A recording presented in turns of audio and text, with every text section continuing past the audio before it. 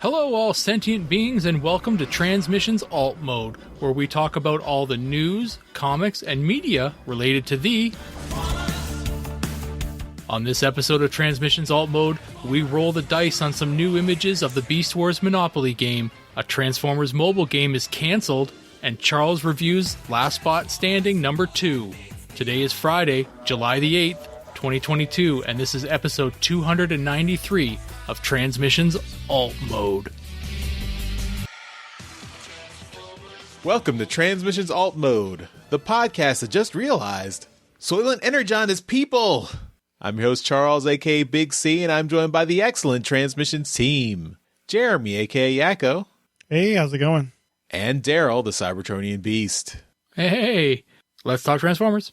As always, we start off the show by thanking our Donatreons, those lovely people who support us on Patreon and PayPal. We really appreciate all the help you give us.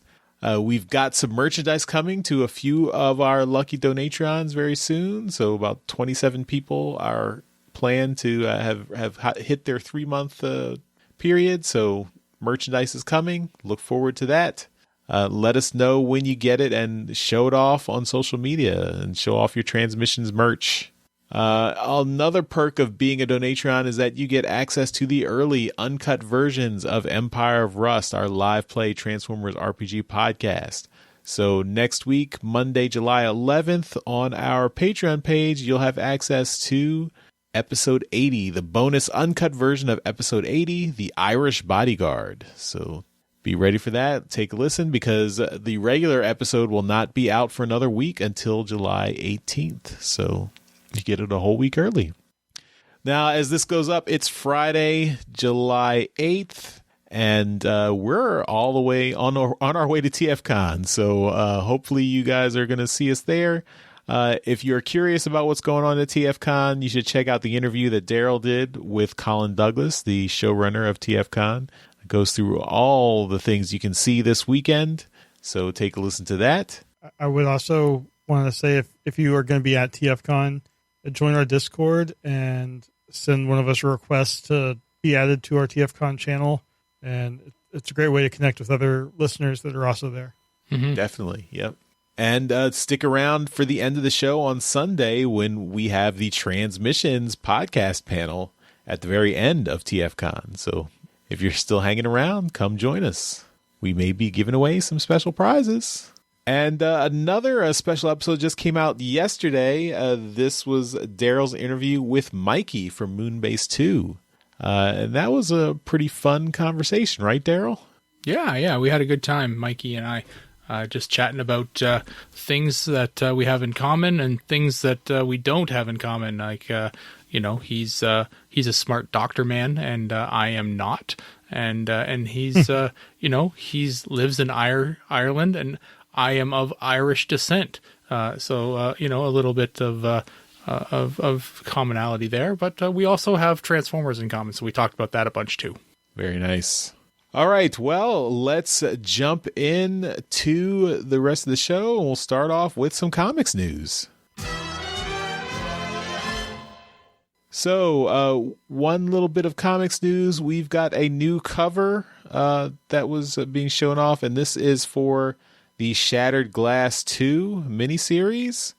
So this is issue 2 of the Shattered Glass 2 series. This is the Blaster-focused issue, so this is Shattered Glass Blaster. And this cover is artwork by friend of the show, Winston Chan. So Winston previously had been doing some of the regular art on the Beast Wars comic. The sadly discontinued Beast Wars comic just ended, but Winston got to do this cover. This is a very cool cover of Blaster featuring Steel Jaw and Rewind/Eject, not sure which one, but all these Shattered Glass versions in their, more sinister color schemes. So it's a very cool image, and congrats to Winston for all the professional work he's been getting. So really cool. Mm-hmm. All right, now let's jump into our comic review. This week we are reviewing Last Bot Standing number 2. It's written by Nick Roche, art by E.J. Sue and Nick Roche, colors by Rebecca Nalty, letters and design by Joanna Natali, assistant editor Riley Farmer, and editor David Marriott. We've got 5 covers for this issue. Cover A is a rabid moon rising. That's Moon looking very rabid, and that is art by Nick Roche and colors by Josh Burcham. Cover B is a cowboy Rodimus lassoing the moon, and that's by Andrew Lee Griffith. Cover C is Rodimus and Shib overlooking the new bots that have come to Donacht. That's by Sid Van Blue. Cover D is The Vitruvian Bot by Jim Stafford, taking the Da Vinci's Vitruvian Man and using Rodimus instead of a naked dude. And the retailer incentive is Rodimus confronting a glowing moon, and that is by art by E.J. Sue. So, Daryl, which of these covers are you liking? Well, I believe you'll remember that when I showed it off, I got cover D, the Jim Stafford Vitruvian Man cover, and I think that that's a very cool image and a very interesting take on the Vitruvian Man. So yeah, it's the one I picked. But yeah, I gotta say, there's some really great covers in here. Also, out of the 5 that you could pick from, there's really not a bad one in the bunch. Yep, Jeremy, which cover are you picking? I've been going back and forth between B and C. I think I'm choosing C because it has kind of that Western movie poster feel to me. And I mean, like Daryl said, they're all good this week. But I think that's the one that kind of calls to me. All right. I think I am going to join Daryl and pick the Vitruvian Bot. So that I think that's a really well done cover and really cool in terms of how it's rendered and you know, kind of an homage to a classic work of art. It's really cool. So let's get into the story. It's nighttime in the desert on the planet Donacht. Rodimus finds the capsule that carried the other bot who just arrived on the planet. As he examines it, he struggles to remember the words that represent the things he observes. The capsule seems to have no propulsion system of its own, implying that it was fired like a bullet and launched from somewhere else. Rodimus also notices a strange liquid substance in the craft that appears to be bioorganic, but he doesn't know what it is or what it is for. Shib Walkis, the humanoid native Donactian and Rodimus's former owner when he was a dormant in car/wagon form, tries to help him figure things out. Rodimus isn't really looking for a partner and is annoyed by her presence, but Shib tells him that he's been in her family for generations. A story passed down in her family tells that if something happened and he ever awakened, he would be needed to protect them. So she asks him what is happening. Rodimus can't remember. Since he's been in hibernation for so long and deprived of fuel sources, his neural processor has had to overwrite many of his memories. Then he gets the idea that if he can look at the stars, he can figure out how long he's been offline and where in the universe he is. But when he looks in the sky, the stars are not there. Many of the stars he expects to see are gone. Shib tells him that the stars have been going out for years, even back to her grandparents' time. They call them the Lost Lights. This does jog Rodimus's memory a bit, and he knows that the stars are going out because of him, because of the Cybertronians' war across the universe. The Autobot-Decepticon war escalated and consumed the entire universe. While the Cybertronians could be endlessly rebuilt and resurrected when they were destroyed, the many organic species throughout the universe could not. Their war destroyed countless civilizations across countless planets and star systems.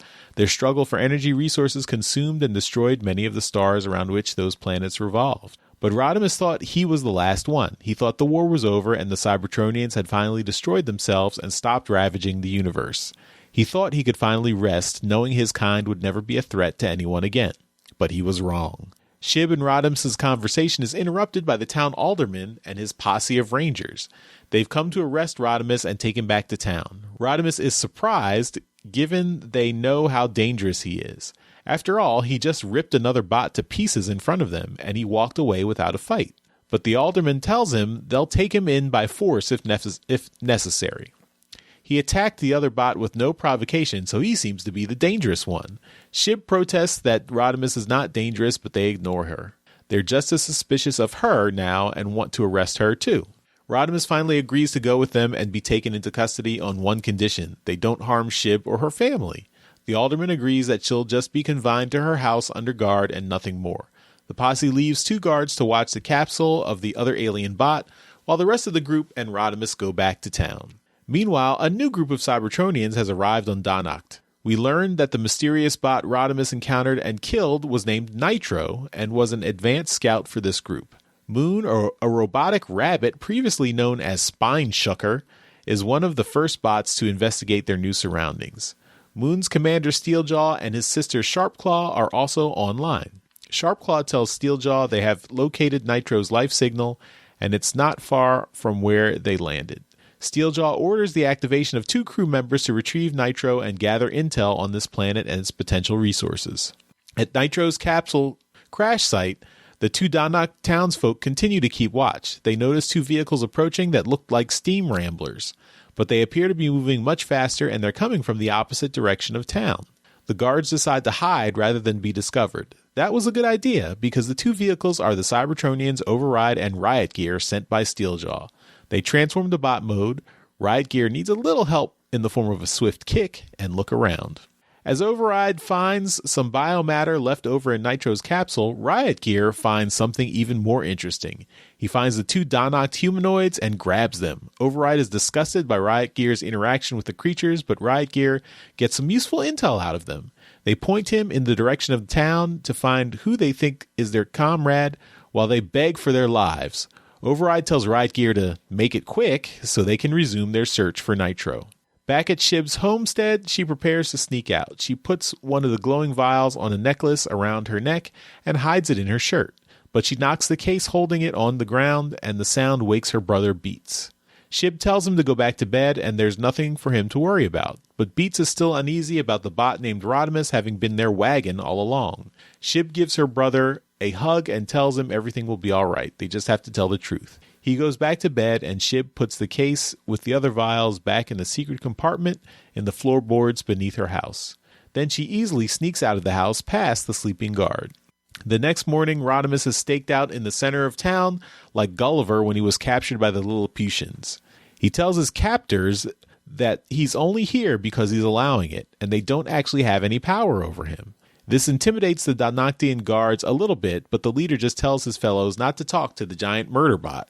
Suddenly, everyone is surprised by the sound of 2 vehicles approaching from the distance. The vehicles transform into the bot modes of Override and Riot Gear.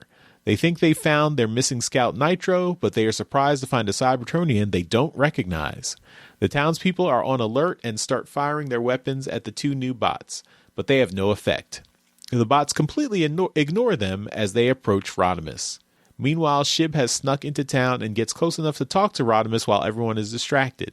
Rodimus can't see what's happening, but Shib fills him in that 2 new bots like him have appeared. She tells Rodimus he has to get up, but Rodimus's energy is completely depleted. He can't move and he can't help. So he tells Shib she has to run and hide to stay safe. But Shib objects that maybe she can help as she reaches for the vial on her necklace.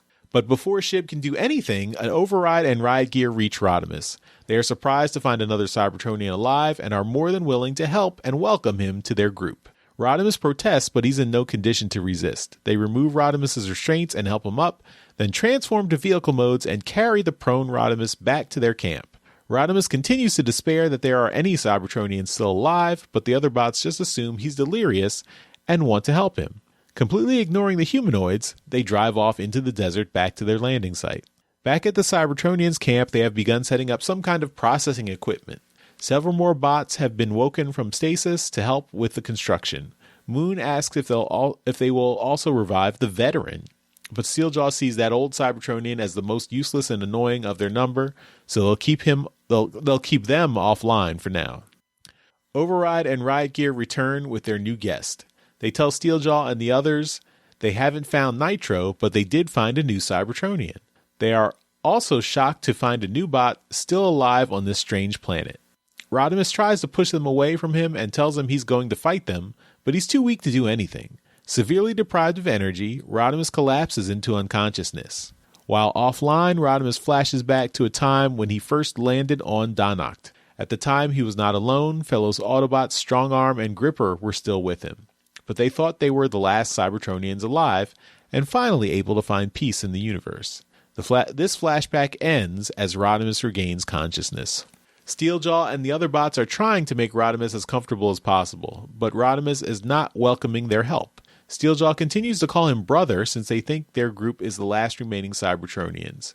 Rodimus says he won't work with Decepticons, but Steeljaw says the factions don't matter anymore.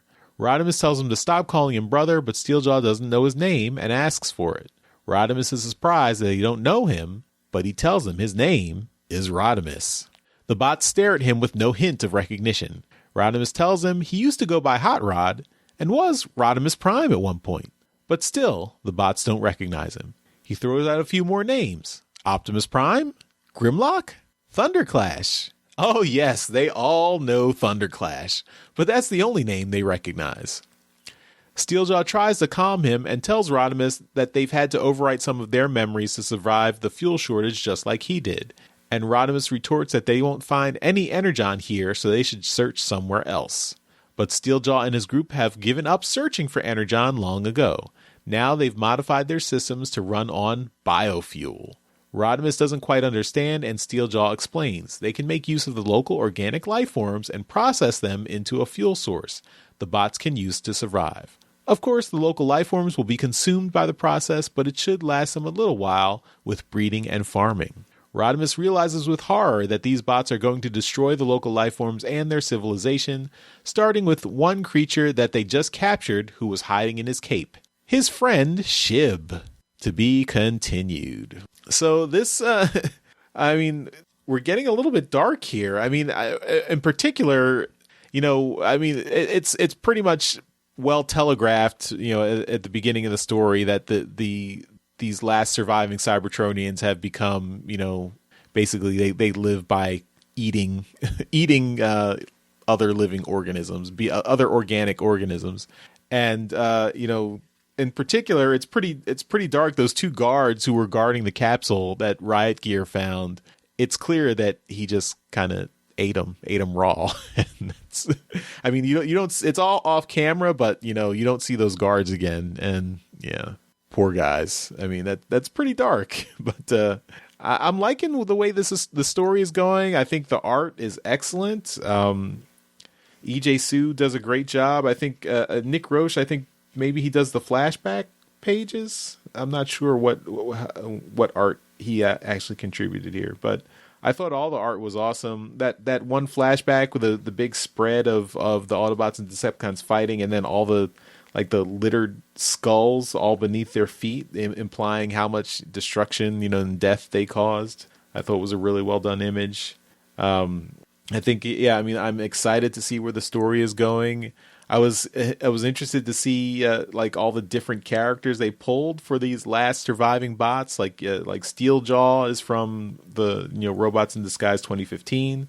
We also see Strongarm also from that series in a flashback. Moon, of course, a lot of people have been going crazy for Moon from the Japanese Beast Wars series. Override was nice to see her as in this group as well.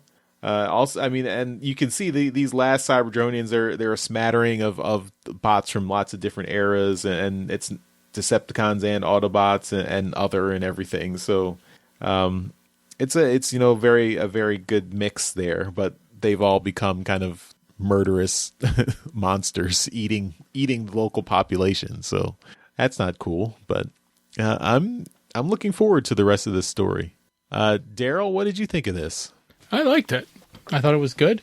There's an awful lot of exposition in this issue, though. So where the first issue kind of drops you into the world and just kind of gets the ball rolling really fast, this issue slows everything down quite quickly.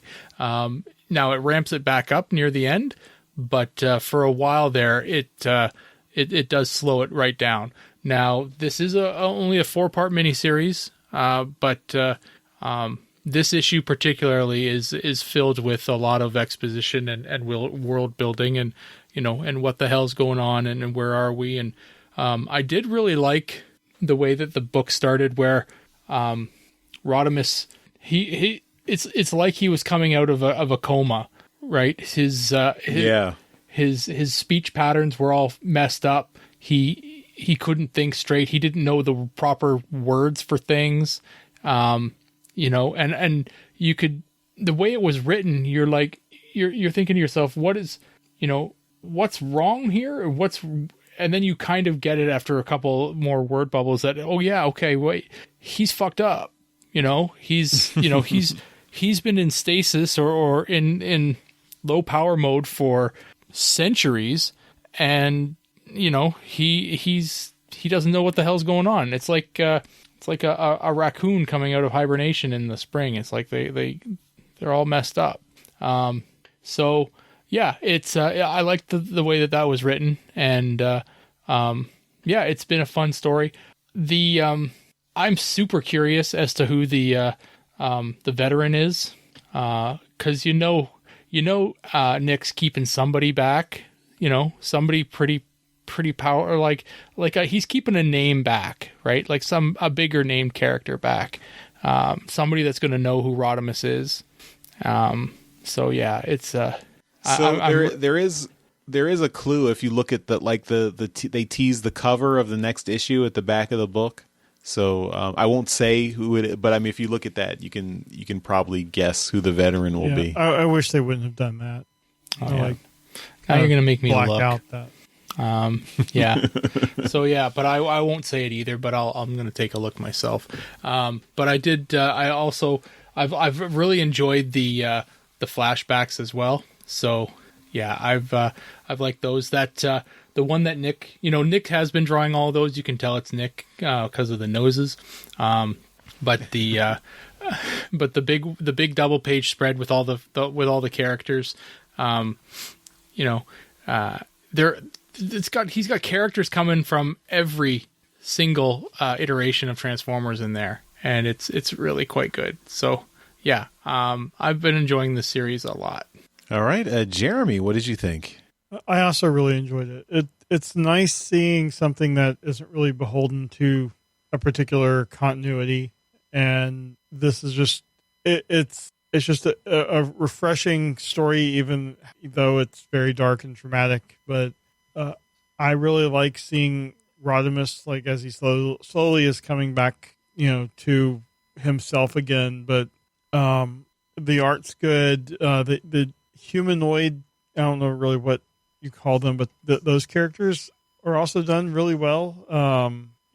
And I don't know, I'm thoroughly enjoying the book. It's like got a lot of Western tropes to it. I like the characters that are included, like Strong Arm and in that flashback, or what's his name? The Gripper? No, the wolf. Steeljaw. Steeljaw. Yeah, my mind just farted.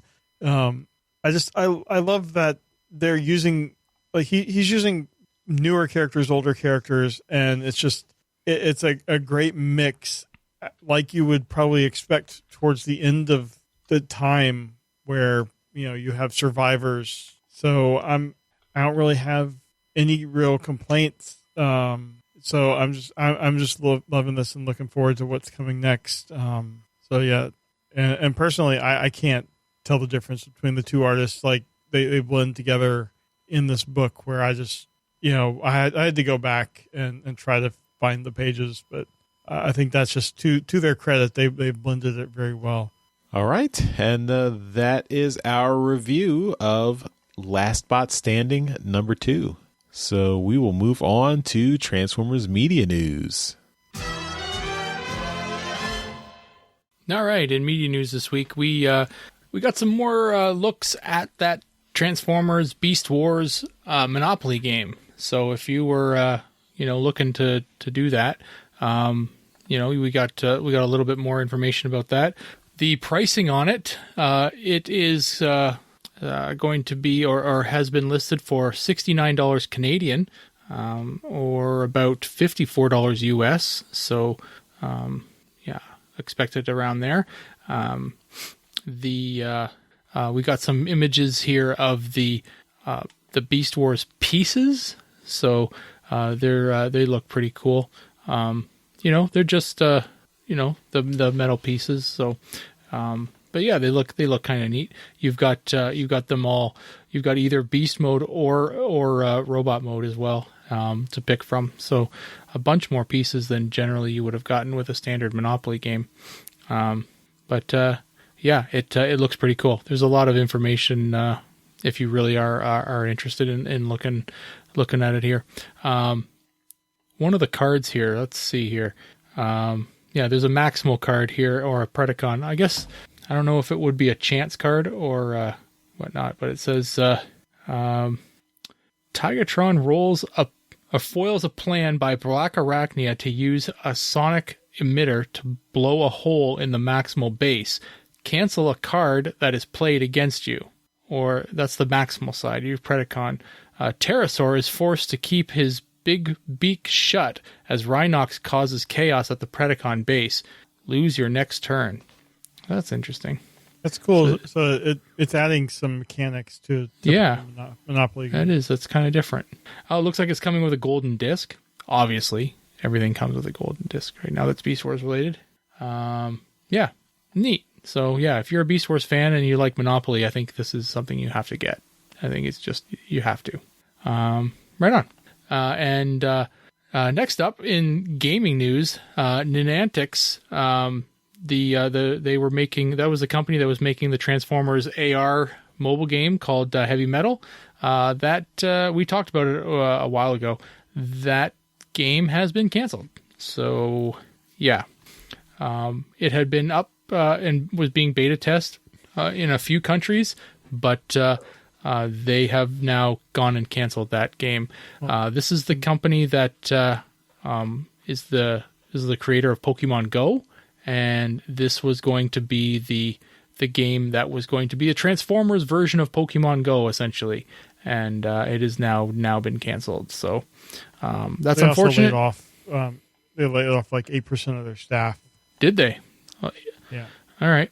Well, 8% is not that much unless it went from it cuts about 85 to 90 people. That's a giant staff they've got. Holy smokes. Yeah. So they canceled 4 games, including Heavy Metal. All right. Well, there you go. If you were looking forward to it, I mean, I was probably going to give it a try. But it's unfortunate that some people have lost their jobs. So, yeah. And in TV and streaming news, some more G1 cartoon episode scripts are available online. So we've got, this is from the Sunbow Marvel Archive site. So if you're looking for some scripts to read, you've got scripts for Desertion of the Dinobots Part 1 and 2. We've got Blaster Blues and a Decepticon Raider in King Arthur's Court. And one more, The God Gambit. So, yeah, so there you go. And there's even more. Holy smokes. There's a lot here, actually. Wow. So, that's it. Never mind. But they are working on some that are still coming. So there's a lot. There's a lot more here. But, lots of new scripts if you want to read them. That's very cool. Very, very cool stuff. Those early scripts are fun. And even more. Holy smokes. I didn't see this last story. So again, with the Sunbow Marvel Archive site, scripts for The Golden Lagoon and Make Tracks are now available. So there you go. The Golden Lagoon is the one that has spawned so many repaints. Wow. All right. But that's it. That's all there is for media news. All right, and we will move on to convention news. Well, TFcon is happening this weekend, likely as you're listening to this. We'll start off with some sad news. Alex Milne and Jack Lawrence have both had to cancel their appearances, so we will be missing them. But there are tons of other people at TFcon, including us, the 3 of us, as well as Dr. Pants. So if you happen to see us or likely hear us, as like probably Charles is more likely to be recognized by someone hearing his voice and then, turning around and seeing him. But for me and Daryl, we're just... It's that laugh. Yeah. You're going to hear that laugh. So, but anyway, just say hi. We love to talk to people. And then 4:30 on Sunday, the very last thing of TFcon, we have our podcast roundtable. So if you're still in town, stay and watch that. It'll be a lot of fun. And yeah, we're looking forward to seeing everybody. Mm-hmm. That'll be fun. And we'll have prizes. Yep. All right. And we will finish up the show with feedback. So we got a message in the Discord. This is from Ichabod Drift. This message came in a couple of weeks ago, but it was referencing Last Bot Standing #2. So I thought we'd save it until we actually did that review. So Ichabod Drift writes, "What's up, my friends? Just listened to this week's alt mode," which he was referring to when we did Last Bot Standing #1, and thrilled to hear everyone seems to like the first issue of Last Bot Standing. The second has really started heating things up already, as Anlas has said. Just thought I'd share a couple of snippets from the Nick Roche interview Sabretron did a few weeks ago that may shed light on a couple of Charles and Daryl's questions. For why he chose Rodimus, the biggest factor was he never really got to write him in any of his previous work for IDW. Drawn, yes, but write was a no. Moon is a pretty deep pull, but according to Nick, he wanted to use Waddle Pop, the penguin bot, but Hasbro said they were off limits, so he went with another unusual cutesy character in that role instead. The variety of bots is apparently an acknowledgement of if this hypothetical existed with only a handful of Cybertronians left in the universe at this point, they would be pulls from a variety of universes. Makes sense as well, since I seem to recall another interview with Nick saying this story is meant to be able to be tied roughly into any specific continuity the reader wants it to. Can't wait for the last 2 issues. So cool. And I kind of agree with Hasbro saying bots are off limits, especially with the reveal we get for this issue. I don't want to think about bots eating people. So yeah, I'm glad that they steered him away from using bots for this. I'm not. So I'm putting a link to the Sabretron podcast in our show notes, so anyone that wants to listen to can do that. Yeah, we'll have that available so everyone can find it. All right, well, that's takes us to the end of this episode of Transmissions Alt Mode. As always, we end the show by giving a shout out to our masterpiece donatrons. These are the donatrons who contribute to the show at our highest level on Patreon. So thank you again to John 4X Levengood and Demon Tech 82. You guys are awesome. So thanks everyone for listening, and we will see you next time. Bye-bye. Bye. Later. Thank you for listening to this episode of Transmissions. If you'd like to join the conversation, travel to our Discord channel at transmissionspodcast.com/Discord. Want some cool transmission swag? Feast your eyes on our transmissions gear at transmissionspodcast.com/shop. If you'd like to support our podcast, go to transmissionspodcast.com/support or tell your friends about our show. We'll see you next time.